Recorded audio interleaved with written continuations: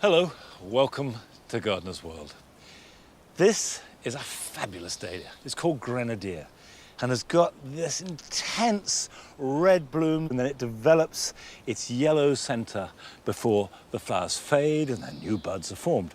The only downside to it is that the stem is rather thin, and the weight of the flower can bend it over and actually break the whole shoot going right back down to the base.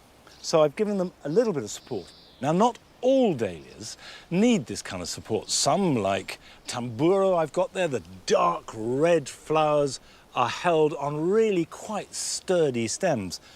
Now, we do try and stop the dahlias, particularly at this time of year, from getting too big, because what you're going to end up with is a lot of growth and all the flowers will be finished. So we deadhead. And it is really important not just to snip off the flower head, because what you're going to be left with is this stem, and it looks ugly and somehow loses the allure of the plant. So what you need to do is deadhead, going right back down to the next visible bud or leaf. If you deadhead regularly, they will flower richly and often. Now, coming up in today's programme, we go to Cornwall to meet a designer who creates unconventional gardens and meadows that not only look beautiful, but are highly productive too. And here's a turnip, and these are quick crops, so you can get lots of food out of your meadow before the flowers start taking over. Carol celebrates one of summer's most ethereally elegant flowers. Phyllictrums have poise and poetry, and though they may overlook other plants, they never overshadow them. And I shall be cutting a wildflower meadow, well, a wildflower meadow of sorts at any rate, with a pair of shears.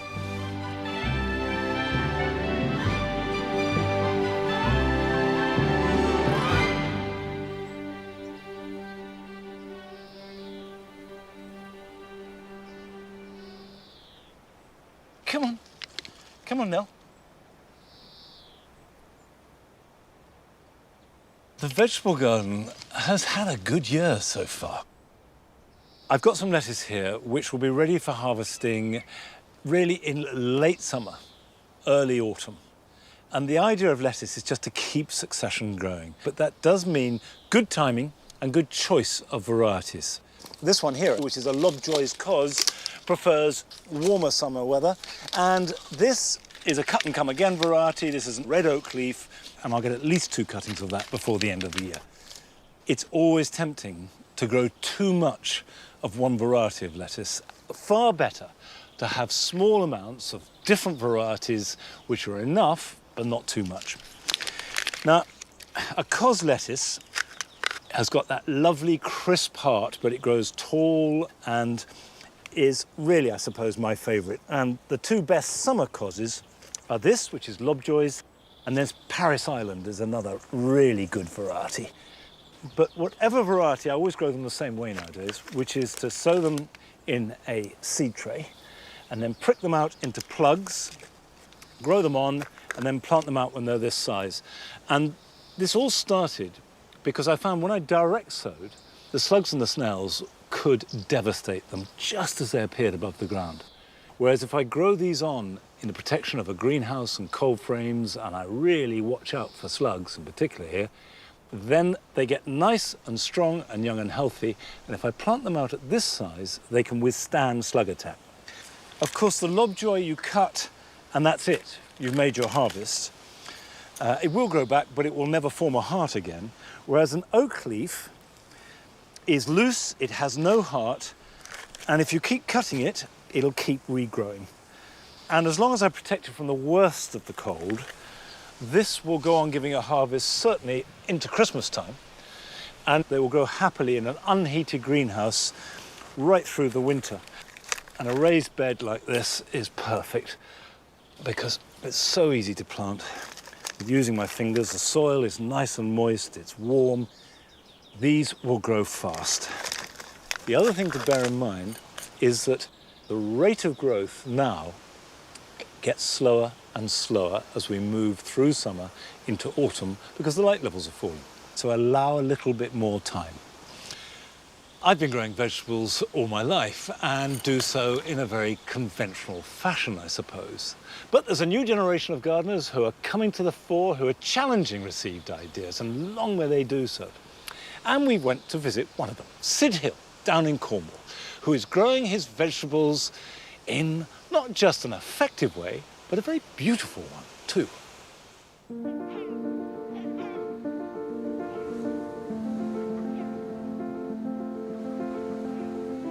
I had a bit of a different upbringing. I was home educated and I actually travelled Europe as a child, and then my dad bought a small holding in Portugal and we had 7 acres. So instead of going to school and learning about academic subjects, I was taught how to grow my own food. I was given my first vegetable garden at 10. We were growing food ecologically, and what that means is we were growing across the landscape with diverse plants growing together.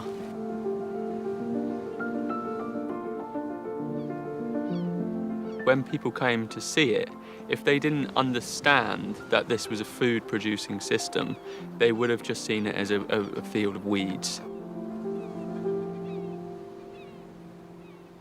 And I saw that there was a missing link here. There was these really productive gardens, and then there was these botanical gardens which have this wow factor.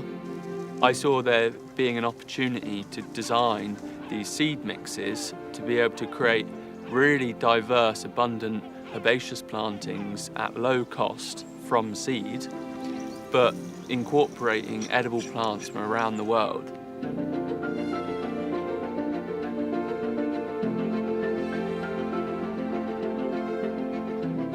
This meadow I only sowed 3 months ago and it's already looking beautiful and there's loads to eat.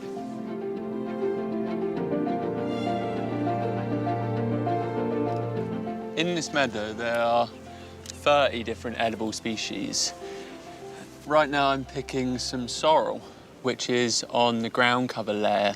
It's got quite large leaves which covers the ground around it, and it doesn't mind a little bit of shade. It has a really nice sour taste and it adds flavour to a salad. This one here is chrysanthemum greens, which is an annual. Adds really beautiful colour to the meadow in the first year, but the leaves have a really nice taste. It's lovely.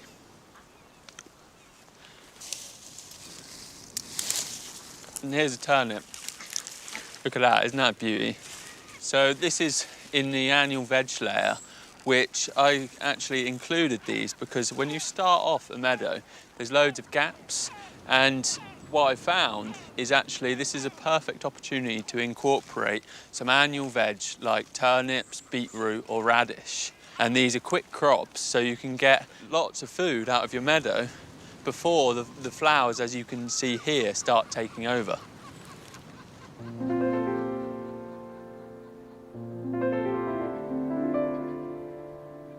3 key tips for a successful meadow are buying quality seed from a reliable source, preparing the ground and making sure there's no competitive weeds from the beginning, and looking after your meadow into the future, weeding out any undesirable species and making sure you water in dry weather.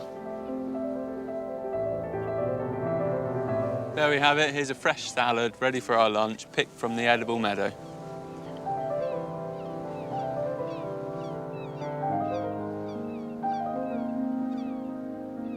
Plants are social beings. They grow in close-knit communities together. If you look at a woodland, a meadow, a hedgerow, you'll find plants interwoven together and growing and thriving. So in my gardens, I look at natural plant communities and I mimic that structure, but each layer of the planting is either an edible or useful plant, or it's there for its beauty.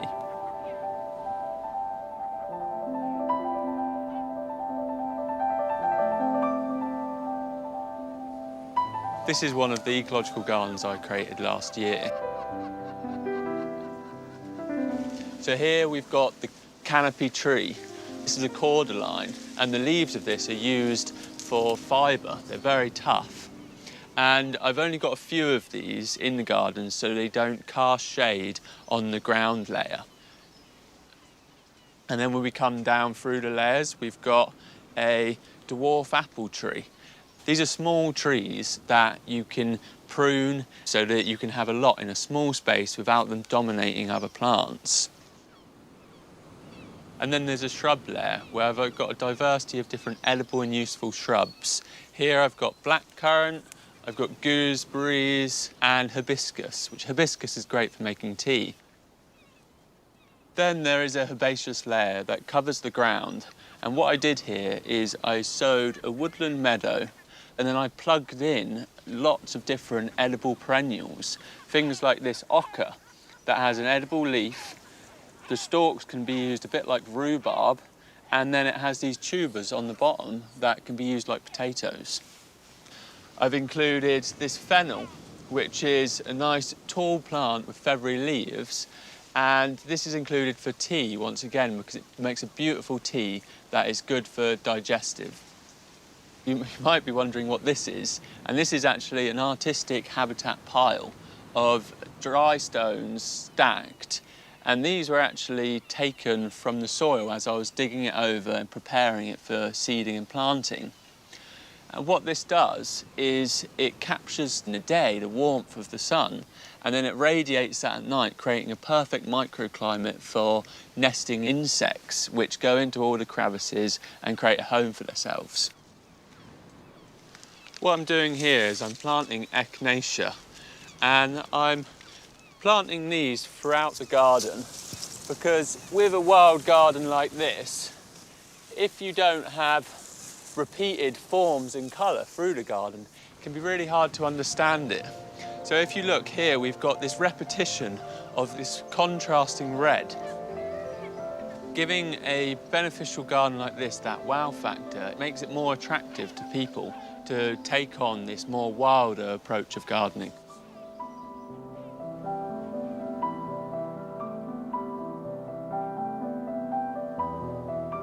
Much of the time when we're creating gardens, they're really just a feature on the landscape, just to look purely ornamental. And I think horticulture is moving away from that now. And what inspires me is creating these gardens that not only look beautiful, but they produce food, they are biodiverse, gardens that are maximising the benefits they can provide and securing a sustainable future.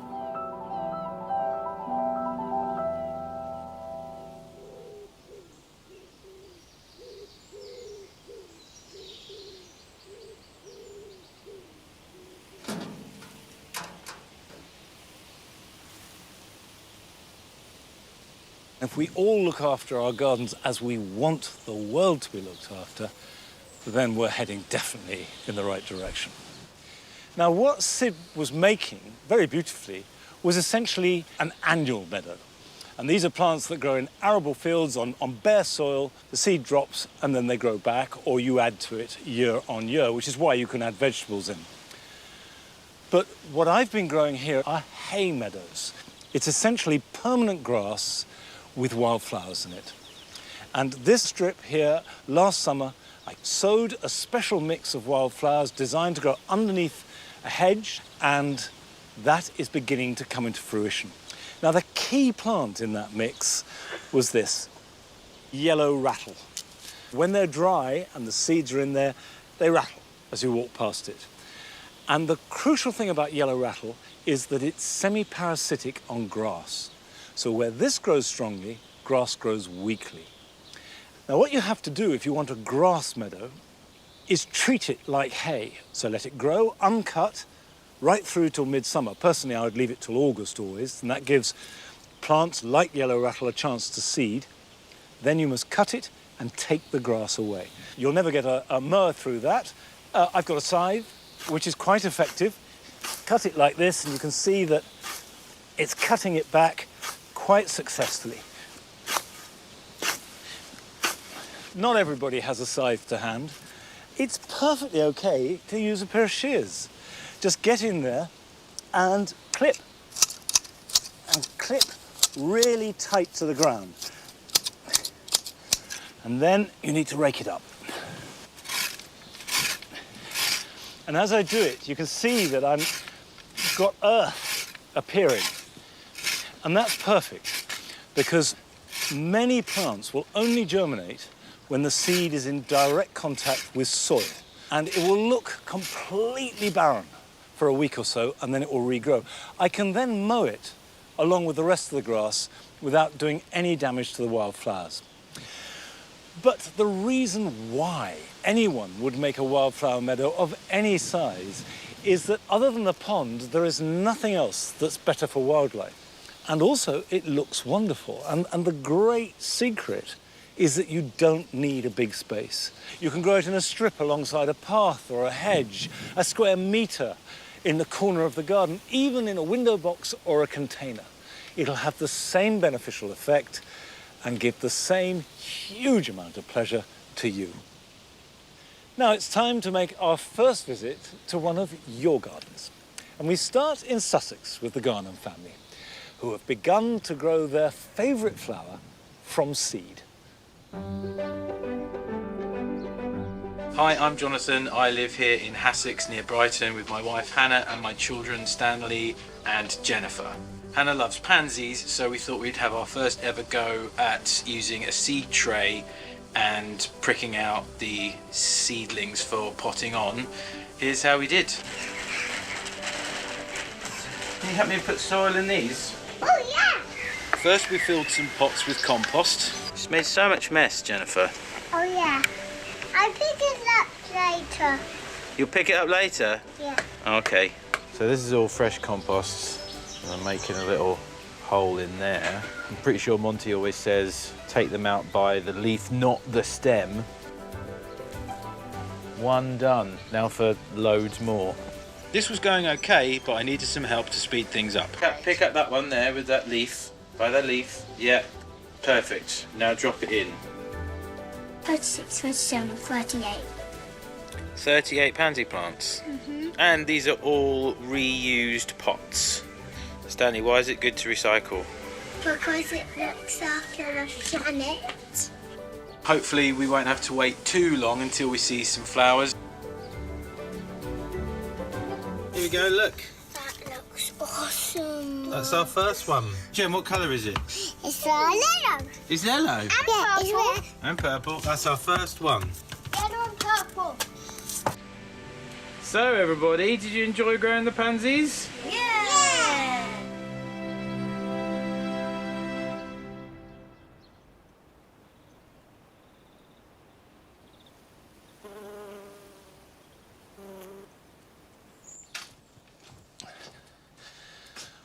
Well, Jonathan has certainly been very successful in growing those pansies. They look completely healthy. Love the fuchsias too, by the way. And that magic always works, to see Jennifer and Stanley's faces as these plants appear with flowers. And they will go on flowering now for most of the winter. 100% success. Now, I want to sow some seeds at this point for next year. And normally you do this for biennials. You sow them late spring, midsummer, and they germinate, become small plants, and then do their flowering in the following spring and summer. But I've got two different types here. I've got an annual, which is scabious, and a perennial, penstemon. Seed-sown penstemon tend to suffer from cold more, so they do need extra good drainage, and just be prepared that if we have a really cold snap, below about -5, you may lose a lot. But it's a packet of seeds, and that's the great advantage of growing from seed. So, first thing I need to do is some compost. This is my seed mix, which has a lot of vermiculite, leaf mould, some coir-based compost, a little bit of soil, because that adds bacteria, and seeds germinate very well in them. Now, this is a variety of penstemon called Scarlet Queen, pink with a white interior. And if I pour them into my hand, you can see the seeds are quite small, but I want to sow them as thinly as possible. And just sprinkle them on the surface. I will cover that very lightly with some vermiculite, and that will protect the seed as much as anything else. I'm just going to firm them down a little. I'm not compacting it, I'm just pushing the seed into the soil. Now those are perennials grown from seed. At the same time, I've got here an annual, and I love scabious. Scabious of all kinds, but this is the common Scabious atropurpurea black knight. And it's got really rich burgundy colours with little white centres, flowering very late, late summer into autumn. And if I sow seed now, I can get them to flower a little bit earlier. So the same compost into a seed tray. Just try and, if I put them individually, it makes pricking out so much easier if you take a little bit of trouble at the seed sowing stage. Right, I'll just push those down again so they're making contact. Cover them over. You can use grit for this, but vermiculite is a lot lighter and cheaper, and they will grow through that perfectly well. I will put these in the greenhouse, give them a really good soak and not let them dry out. And I would expect in about 5 or maybe 6 weeks' time, they will be ready to pot on, and I'll do that with you, and then I will store them over winter. And now is the time to be thinking about your garden next summer, because there are things that you can do and plant and sow to make it even better. But we've got another chance now to see a garden that Carol visited last summer. This is Aberglasney Gardens in Wales, and she went not just because it is a fabulous garden, but also because it has a magnificent collection of thalictrums.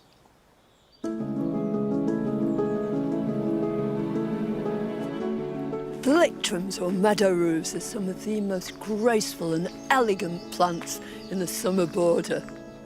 They bring a lightness and an airiness to the whole place. And they're named after Thalia, a Greek muse whose speciality was festivity. Thalictrum are a large genus in the buttercup family Ranunculaceae. There are more than 100 species worldwide. All thalictrums are herbaceous perennials. In the spring, when they burst through, it's one of their very finest moments. And then later on, up come these tall stems, and on the top of them come the flowers. Many of them, like this one, and this is Thalictrum rochebrunianum, have sepals. They form the buds and then they open, and in the middle you get anthers, you get the stigma in the centre, and bees absolutely adore these plants. Eventually, those flowers will turn to seeds, and after that foliage has changed colour, these stems die right down to the ground and prepare for another year of beauty.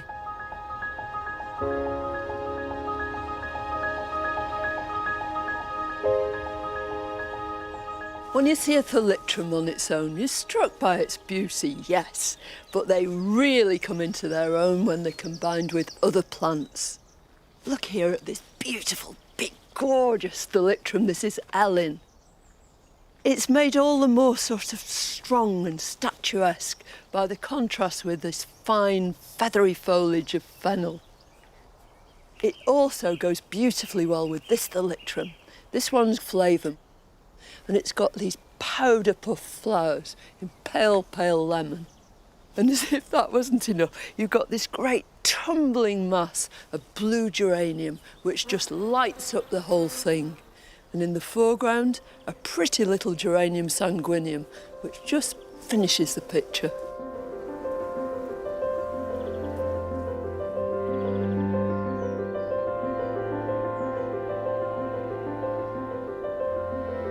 One of the first thalictrums to flower is this one. It's Thalictrum aquilegifolium, so called because its foliage bears a resemblance to aquilegias. And one of its most attractive features is when it sets seed. Now, these seed pods are called achenes, and what's so lovely about them is they droop down gracefully from the stems. But the plant looks all the better for the company it keeps. At its feet is this big sprawling geranium. It's ampholcard, and that colour's picked up here by Primula japonica. I think the plant that really makes this association is the Rodgersia. This is Esculifolia, meaning with leaves like a horse chestnut. And they're big and bold and beautiful and provide the perfect contrast with the finely cut foliage of that thalictrum and also all these others that I'm surrounded by.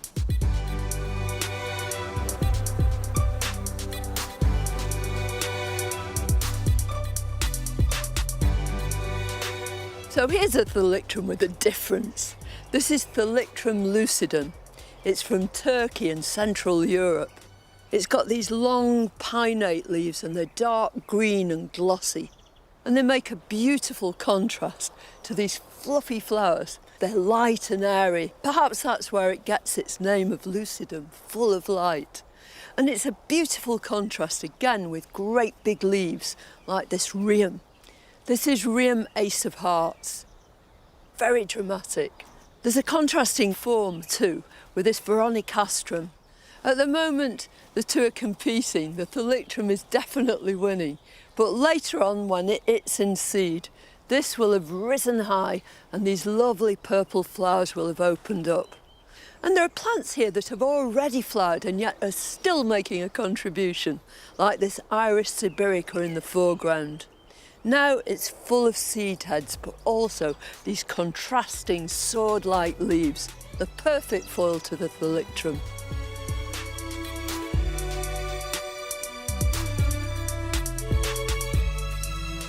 Cultivating thalictrums couldn't be easier, but whichever one you choose, have a look first of all of where it comes from and the sort of conditions it's used to in its native home. It's no accident that they call meadow roos.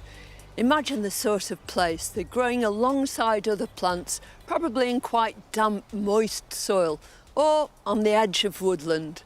So they'll stand dappled shade, or a few of them with the very grey leaves will stand full sun. They love to have a cool root run, so ensure that they're surrounded by other plants. They're much better in good company. They love straightforward, loamy soil wherever you can provide it. They hate thin, dry soil or standing in stagnant water over the winter. Thalictrums have poise and poetry. They add stature and elegance. And though they may overlook other plants, they never overshadow them. From March till October, they keep on giving. First of all in the spring with their new shoots bursting through the ground, to the autumn when their foliage turns to golden amber with gentle seed heads to accompany the leaves. They're one of my favourites. To me, an essential ingredient in the summer border.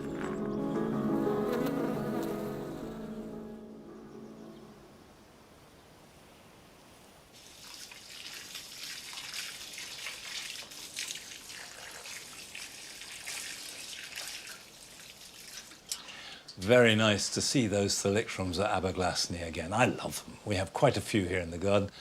And we also have one which has completely made itself at home. It's a weed, it grows every year in amongst the hedges and is absolutely part and parcel of the garden. We love it. Now, I'm watering the tomatoes, but I do confess that I haven't really had my watering regime up to scratch, and there's hard evidence of that.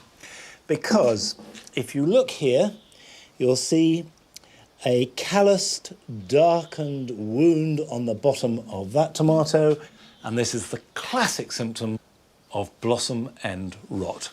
It is caused by a lack or shortage of calcium. And what it means is that I've watered either too much, too little, and greenhouse tomatoes, above all else, thrive with regular water, regular sunlight, and regular heat. But if you get the watering regime right, you hardly ever see blossom end rot. Now that's the bad news, because there's nothing I can do to rescue that fruit. The good news is it won't harm you, and it won't harm the plant. It's not a fungus, it's not a disease, it's a symptom of a nutritional lack. So if I get the watering right, that won't occur on any of the unripe fruit yet to come. Now, still to come on today's programme.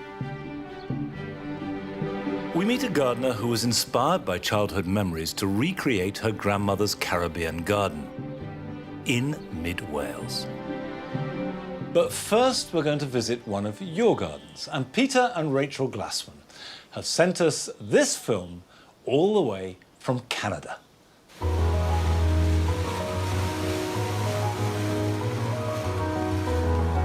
Hi, I'm Peter, and this is our garden in Gibsons, British Columbia in Canada. When we first found this property about 15 years ago, the slope you see over my shoulder, which is very long and very high, was absolutely overrun with dying trees, with blackberry growth, with vines. Over the last 6, 7, 8 years, I've been working on trying to convert this into a meadow that would be good for pollinating bees and attractive to butterflies and hummingbirds, and allow us to see the sea which lies below. I've loved gardening all my life. I'm 75 years old now, and I remember vividly being taught to garden by my mother. It is very fulfilling, but hard work. The hill is steep. I'm not that agile, and so I clamber around on this hill with some degree of confidence and maybe a little bit of an edge of fear. I extract buried root systems and try to deal with tangles of ivy and fall a lot and get up a lot and do it again. It's lovely to be among other forms of living beings, especially during this period of quarantining for our country and for the whole world. It has brought about so much serenity and hope and comfort and joy.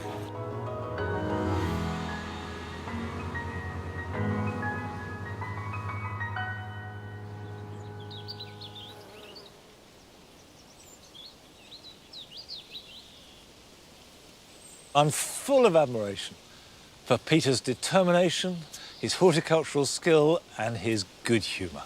A lovely garden. But it couldn't be more different from Longmeadow, which is pretty much dead flat. What that does mean is that I can create long vistas. And I've got them running down the garden and a couple running across. And this is one of them. This is the lime walk. And at this time of year, it couldn't be more simple, really.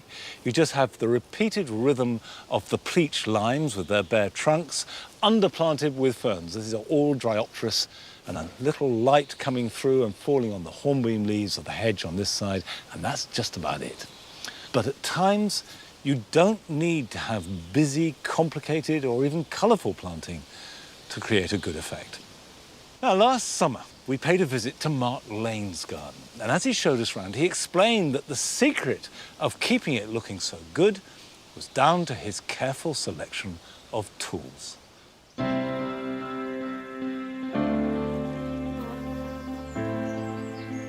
I've been gardening for 16 years in a wheelchair.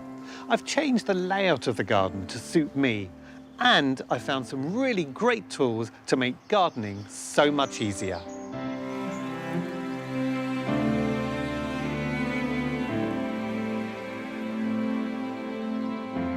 Before I even start thinking about gardening, I get all my tools together. Now, I found this wonderful trolley online, and it means I can keep all of my tools in one place without having to keep going backwards and forwards to the shed. If you've got a box and not a trolley, that's just as good. Put all your tools in it, you can carry it around with you, and they're there just when you need them. If you have the space, an ideal width for a wheelchair-friendly path is between 100 and 120 centimetres. And I find a raised edge means my wheels don't end up in the borders. I have large wheels, so gravel isn't a problem for me. But if you have a manual wheelchair, then self-binding gravel or resin-bound gravel are good alternatives. Tarmac would also work and be a much cheaper option, and surprisingly, comes in many colours. I've got a real love-hate relationship with roses. My grandmother used to have roses in abundance in her garden, and as a kid we used to have to go and deadhead and pick up all those grotty leaves every single weekend. But as a tribute to her, I suppose, I've got this lovely rose border, and it goes from dark pinks to pale pinks. I've got the most gorgeous Princess Anne, and the scent is absolutely divine. But of course, some of these flowers have now gone over. So how do I prune them? Well, some really nifty tools.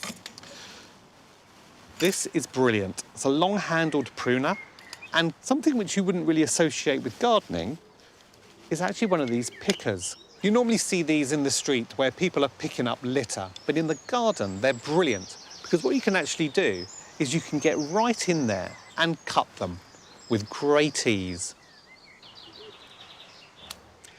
Obviously, there are some roses that I can reach, and a great tool for that are these tiny little snips. It's got this little hook on it. This sits comfortably in the hand, and it means you don't drop them. And then you just literally go in and cut. My hedge needs a really good trim, and I'll show you a tool that's really good for the job. Now these, believe me, are incredibly light. When you're going around the garden centre, it's really important to hold the tools and feel them. If they're too heavy after walking around, they're going to be too heavy when you're in your garden. But the really good thing about them also is that they've got these really long handles and long blades. So it means you don't have to bend so much or lean so much in order to cut your hedge. You can literally just go in and cut away.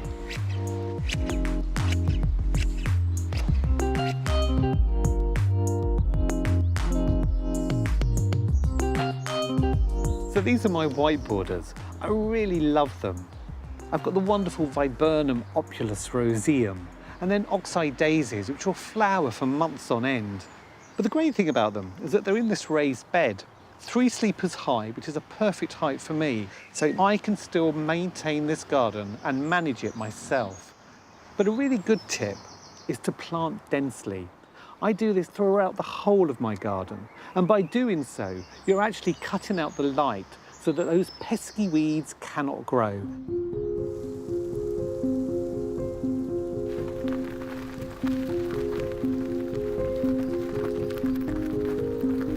One of my favourite things to do in the garden is planting. I love it because I love playing with textures and colour and introducing new plants into new spaces. So this is Dahlia Totally Tangerine, and just look at the way that it picks up the pink of the geranium and the orange of the geum. It's just a perfect match. And if you look on the reverse of the petal, it's also got a nice pink hue to it as well. Turn it upside down, tap the bottom, and out it comes. Take a grabber, pull it around the base of the plant, then you can just lower it down into the hole with ease.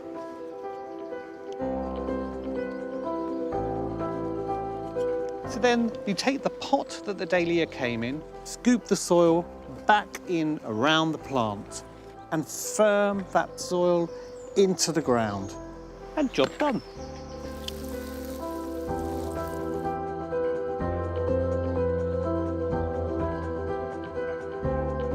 Even though being in a wheelchair has had a massive impact on me, it's actually been a positive one. I now see a garden from a new perspective. And because I've found tools that have enabled me to continue gardening, I'm out here more than ever.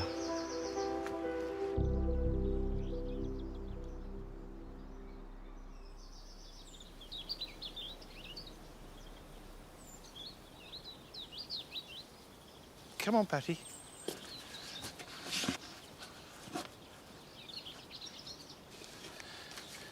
I think all of us share Mark's experience of having certain tools that are just dead right for us doing certain jobs. Now, we always had a pond here in the wildlife garden, absolutely essential if you want to attract wildlife.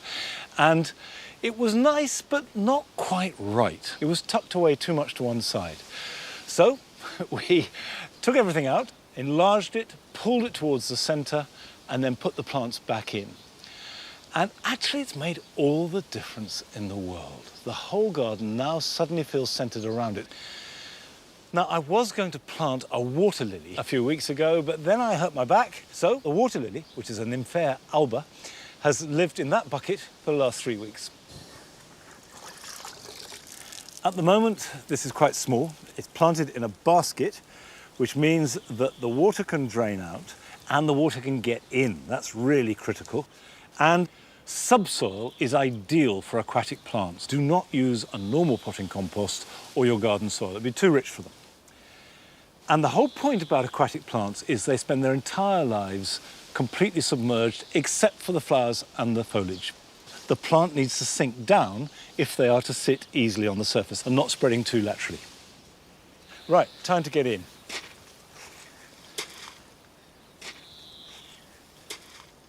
It's quite shallow here because I deliberately made it, as you should any wildlife pond, so that very gradually it gets deeper. And this means that any mammals, or birds for that matter, can come to the water and drink and safely not just get in, but get out.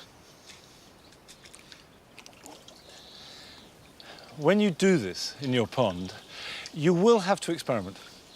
You'll just have to try out different pot sizes, which is why putting bricks inside a pot is quite a good wheeze, because then you just sink the whole thing in and that makes life easier. Perfect. There we are. So the leaves are just on the surface. They will get light, they will grow quite quickly and start to spread. And then as they spread outwards, it means that I can take a brick away, and so they go more vertically down into the water until it's fully grown and may well be able to sit on the bottom of the pond and be covered, I hope, with those glorious white lilies from late spring to late summer. Now, gardeners are increasingly aware of the importance of wildlife in gardens, and a lot of you have sent in films celebrating the wildlife in your own gardens at home. Now, we've looked at them all, but I'm afraid we just haven't got time or room to show them all. So what we've done is to take some of our favourite moments and put them together.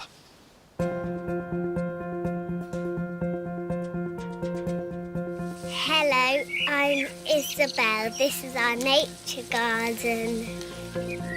I like all the animals and birds and the wildlife that lives around us.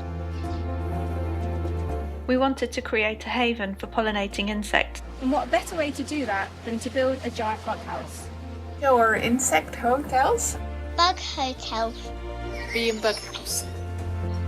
A 5-star bug hotel complete with swimming pool.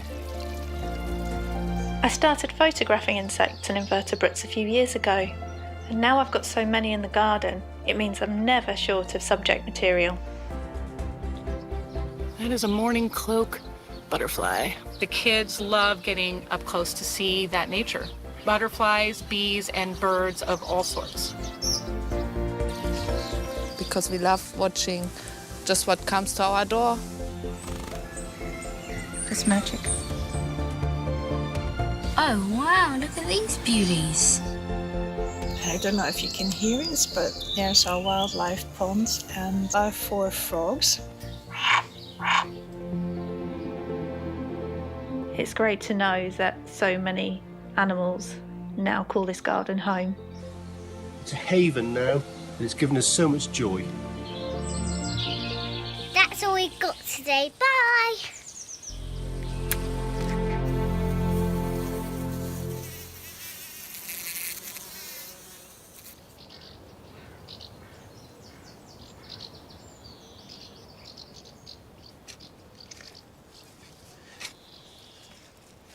Thank you, everybody, for sending in so many films. I'm sorry we couldn't show more, but you can actually see more on our social media pages.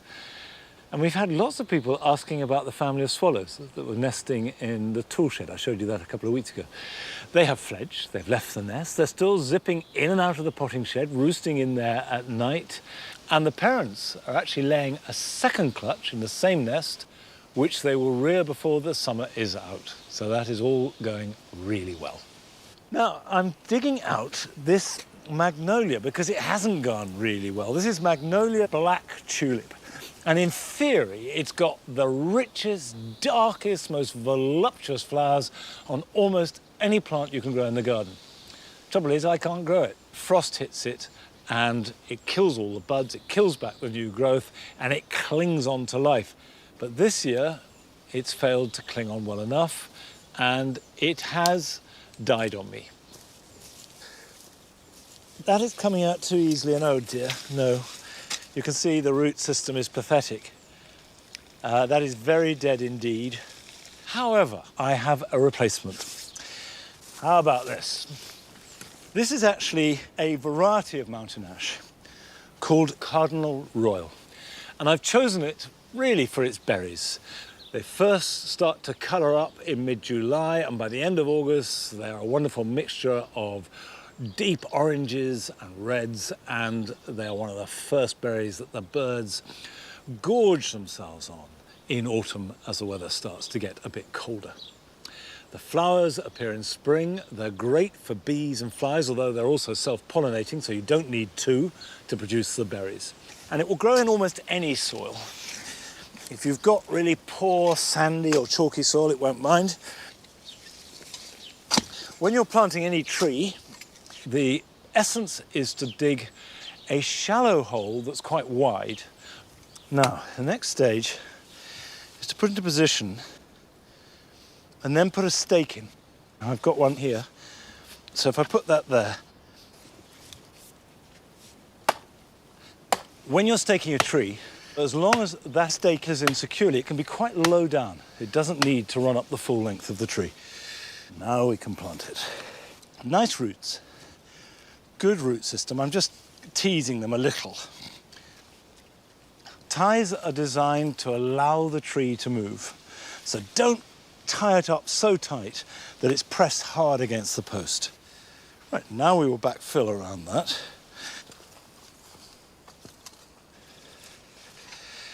I will give this a really generous mulch with compost and make sure that it is well watered every week for the rest of this growing season.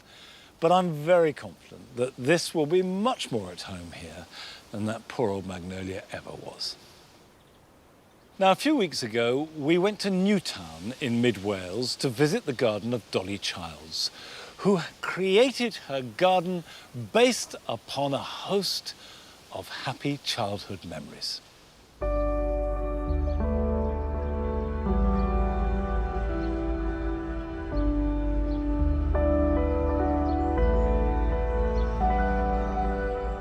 When I come in my garden, I escape to another place. I feel a sense of peace, tranquility, and happiness.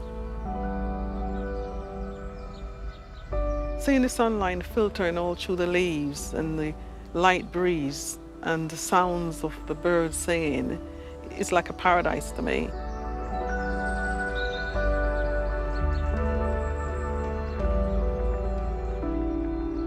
I grew up in Jamaica, West Indies, in East Portland, up in Scotland. Creating a garden like this remind me of home. You take me back to my childhood, walking down a hill and seeing the sunrise coming up, seeing the sea and all the ponciana and the bloom and the flowers and everything just bursting out.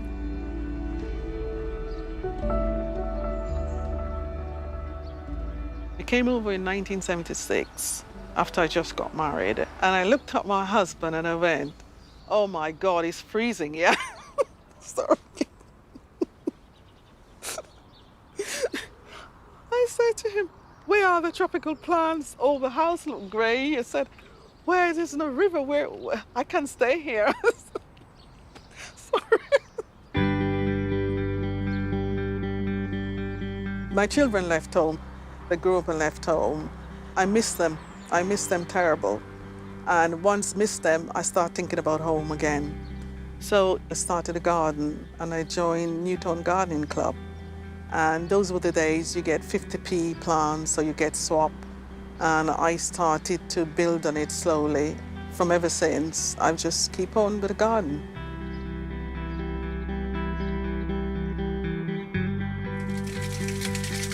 The plants in itself, I don't just plant. I visualize where they're going to be because I try to bring back the memory of what I've actually seen as a child. And even now, I can visualize the pathway down the river, the leaves, the trees, the brooks, the fruits, everything is just clear, still in my head. You wouldn't believe how I get this plant. I visit a place, Hunt Tavern in Newtown, and it was growing on a bank. I said to the caretaker, "You mind if I had a bit of cutting of that plant?" And she said, "Why do you ask?" I said, "It reminds me of home, this very tropical looking." And then she gave me a cuttings, and from the cuttings, this is how I have this. It's been here now 3 years, and every year I come out, and it just reminds me walking down through the bush in Jamaica.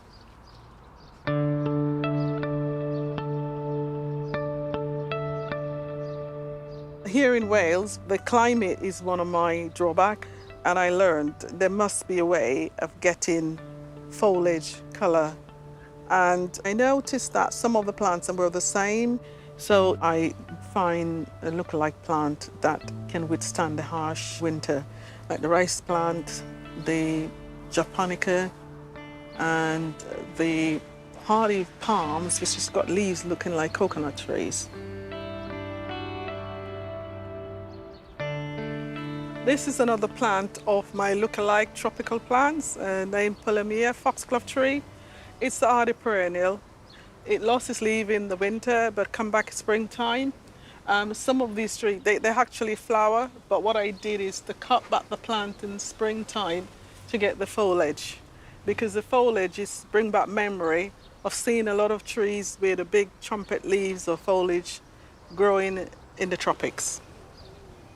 I bought it about $3.99 a long time ago. I look for bargains in the shops. You don't have to keep on going out and buying a lot of small plants to make it look tropical. Few plants like this give a big impact to a small garden. I collect horse manure, but it's real rotten horse manure. And the banana, they love it. I started up on the hills, and my husband said, "You crazy going up there asking them for horse manure?" I said, "Well, the garden needs it." And from there on, a lot of people know that, oh, Dolly wants horse manure, so she needs for the garden. So when they come and visit the garden, they said, "How did you manage to have it so lush and green?" I said, "Horse manure."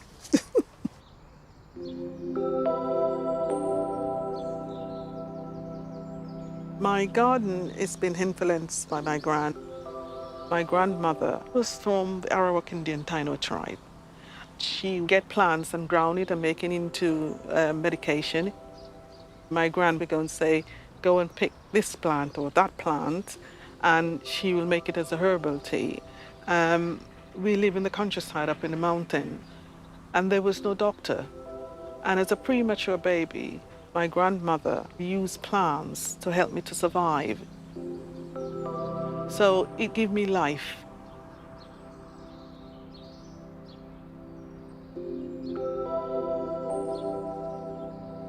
My grandmother used to like eating this plant. In Jamaica, we call it taro plant, but this one is called pink china. And the taro is like a tuber, and when the tuber is fit enough to be eaten, it contains a lot of carbohydrates and it gives you a lot of energy. It's very hardy. I left it out in the winter and it come back.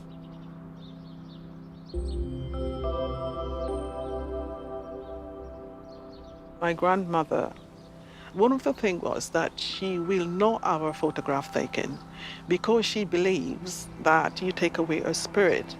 So a lot of things in the garden just remind me of my gran. This garden, it really gives me a sense of well-being, security, and how to survive in life. And my way of surviving is to have memories, and they're sweet memories.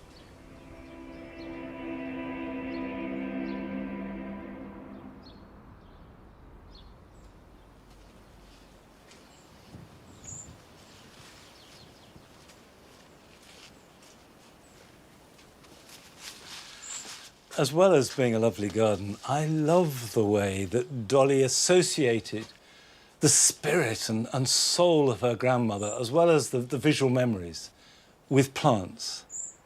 Now, I've got some cuttings. They're Hydrangea Annabelle, and a good tip is to buy the biggest plant that you can possibly afford and use it as a mother plant.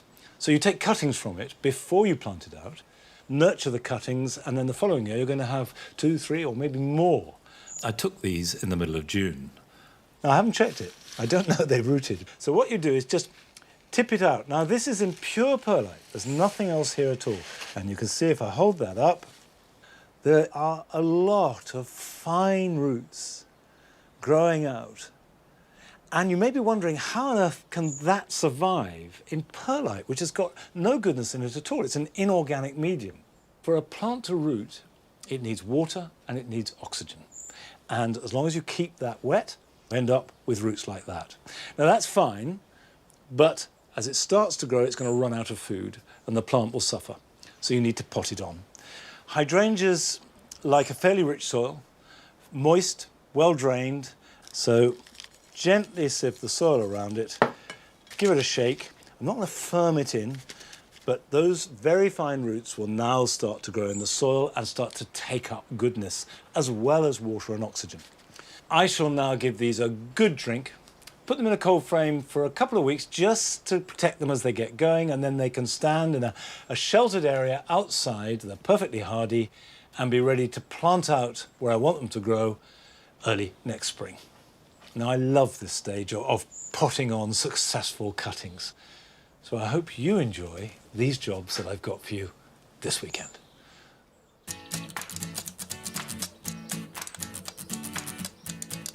If you grow plums or cherries and feel you must prune them, the time to do this is in a dry spell in summer, and that will reduce the risk of bacterial canker, which can be a killer. And in any event, never prune them in the winter months.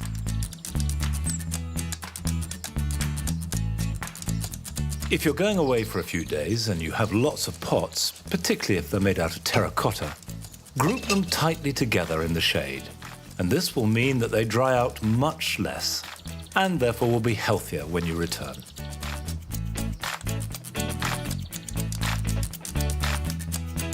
I know I've said this before, but it is worth repeating, and that is to deadhead and keep deadheading. And not just the usual suspects like dahlias, but ephophias, heleniums, buddleia, sunflowers. They will all continue to flower and go on flowering for as long as possible if you keep deadheading.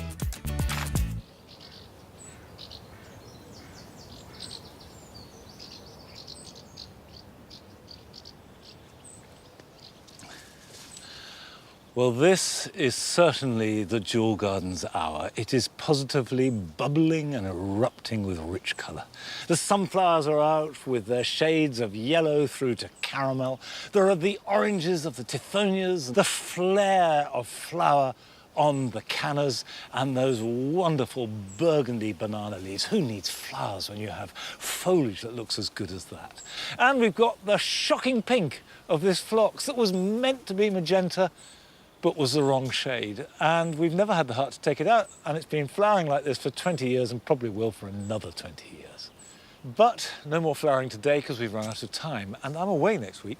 So you'll be with Adam in his garden at the later time of 9 o'clock, and I'll be back here at Longmeadow in a couple of weeks' time.